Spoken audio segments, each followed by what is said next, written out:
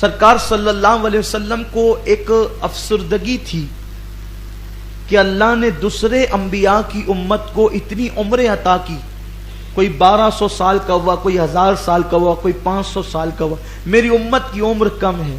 تو اللہ نے محبوب کی افسردگی دیکھ کر کے جبریل کو بھیجا اور ارشاد فرمایا، حبیب تم افسردہ نہ ہونا، اگر ہم نے ان کو 1200 سال کی 500 سال کی عمر دی ہے تو آپ اس پہ افسردہ کیوں ہیں؟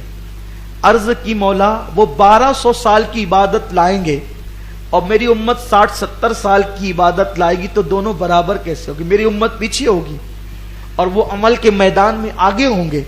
ارشاد ہوا، حبیب ان کو عمر لمبی دی ہے، تجھے وقت لمبا دیں گے، وہ اس طرح سے کہ تیری امت کو ماہ رمضان میں ایک رات عطا کریں گے جو شب قدر ہوگی، اور اس رات جو عبادت کرے گا اس کو 80 سال کی عبادت سے زیادہ ثواب عطا کریں گے، یعنی وہ رات 1000 مہینے سے افضل ہوگی، خیر من الف شہر، وہ 1000 مہینوں سے افضل ہوگی۔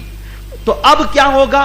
اگر وہ 1200 سال کی نیکیاں لائیں گے تو وہ 1200 سال کے گناہ بھی تو ساتھ میں لائیں گے، لیکن پیارے تیری امت آگے بڑھے گی، کیوں؟ کیونکہ ان کے گناہ تو 60-70 سال کے ہوں گے اور نیکیاں ہزاروں سال کی ہوگی۔ کیوں؟ اس لیے کہ اگر ایک انسان کو ہر سال 10 سال بھی مسلسل لیلۃ القدر مل جائے تو اس کی نیکیاں کتنی ہو گئی؟ 1000 مہینوں سے بہتر تو ایک ہی رات ہے۔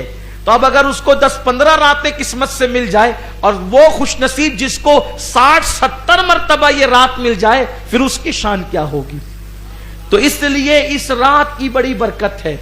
اور ایک مرتبہ صحابہ کرام گفتگو کر رہے تھے کہ شب قدر کب ہے، تو چونکہ حدیث ہے کبھی 21 کو ہوتی ہے، کبھی 23 کو ہوتی ہے، کبھی 25 کو ہوتی ہے، کبھی 27 کو ہوتی ہے، کبھی 29 کو ہوتی ہے۔ ڈھونڈنے کا حکم دیا گیا ہے، ڈھونڈنے کا حکم دیا گیا ہے، لیکن جب سب اپنے اپنے اقوال پیش کر رہے تھے تو حبر الامہ سید المفسرین حضرت سیدنا عبداللہ ابن عباس بھی موجود تھے۔ آپ چپ تھے، خاموش تھے، آپ نے کوئی جواب نہیں دیا۔ تو سیدنا فاروق اعظم کہتے تھے کہ جس محفل میں عبداللہ ابن عباس ہوں پھر انہی کو حق پہنچتا ہے کہ وہی فتویٰ دیا کریں، وہی بات کیا کریں۔ سب بولتے ہیں آپ کو حق ہے، آپ کیوں نہیں بولتے؟ آپ بولیے، آپ کے بولنے پہ کوئی پابندی نہیں، آپ بولیے۔ تو سیدنا عبداللہ ابن عباس نے کہا، اگر مجھ سے پوچھتے ہو تو بات یہ ہے کہ پوری کائنات ساتھ پہ گھوم رہی ہے۔ پوری، یہ کون کہہ رہا ہے؟ عبداللہ ابن عباس۔ کیا کہتے ہیں؟ پوری کائنات 7 پر گھوم رہی ہے۔ کیسے؟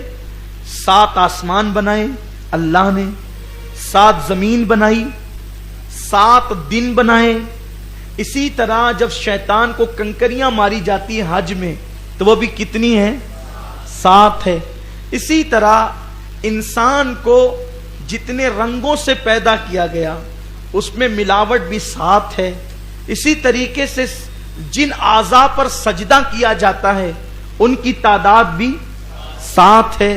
اس طریقے سے 7 گنائیں، سمندروں کی تعداد بھی 7 ہے۔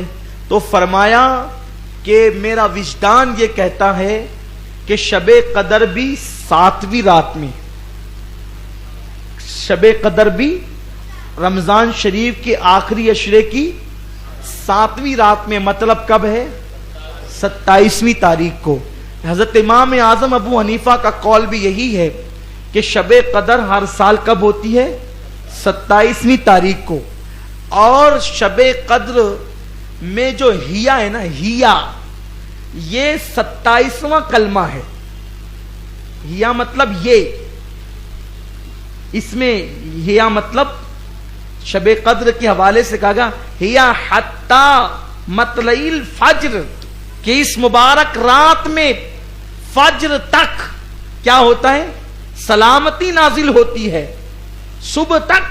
تو یہ جو ہیا ہے نا، ہیا، یہ ہیا 27واں کلمہ ہے۔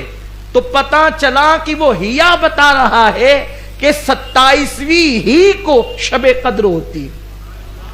تو پھر یہ 21, 23, 25, 27, 29 کا یہ جو قول ہے اس میں بزرگوں نے فرمایا حکمت یہ ہے کہ بندہ شب قدر کی لالچ میں ہر رات عبادت کرتا رہے تاکہ عبادت کا معیار بڑھ جائے. اگر بتا دیا جاتا کہ 27 ہی کو یقینی ہے تو پھر بندہ صرف 27ویں کو عبادت کرتا, 21ویں کو کیوں کرتا, 23ویں کو کیوں کرتا, 25 کو کیوں کرتا, 29 کو کیوں کرتا. تو جو حدیثیں ہیں وہ بالکل حق ہیں کہ طاق راتوں میں ہوتی ہے, کسی ایک رات میں گھومتی رہتی ہے.